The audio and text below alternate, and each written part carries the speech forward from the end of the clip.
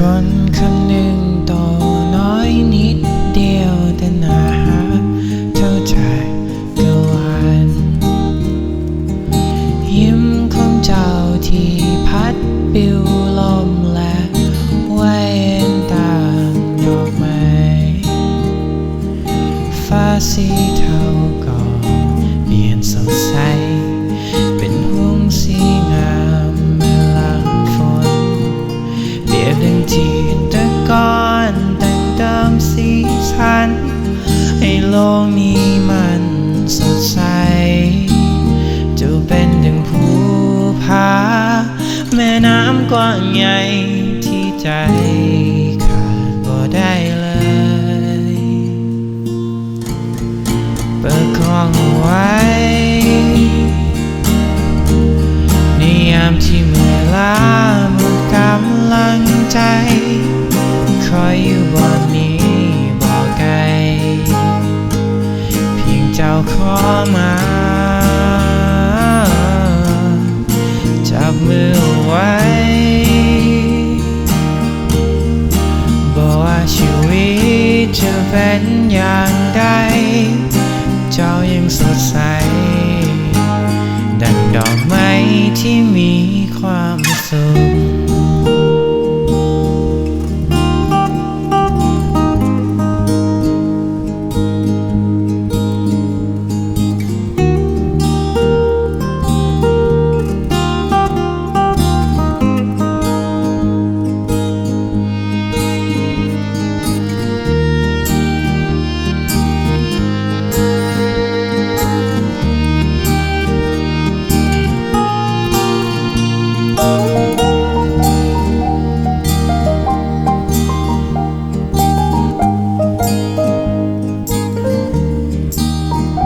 เป็นดังภู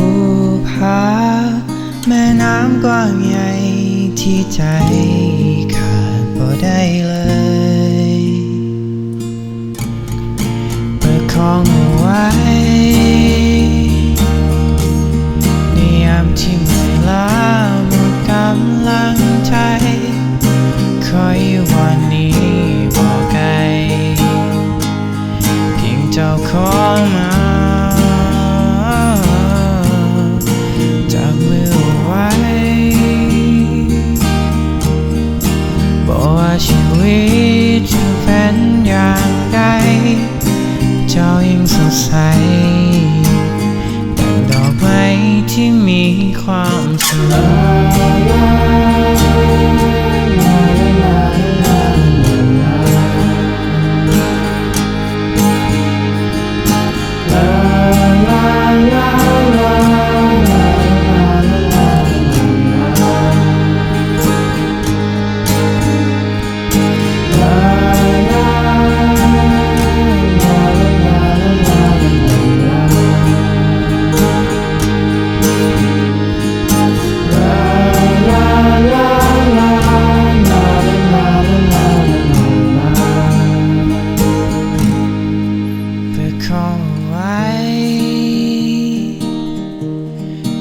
ยามที่เมื่อยล้า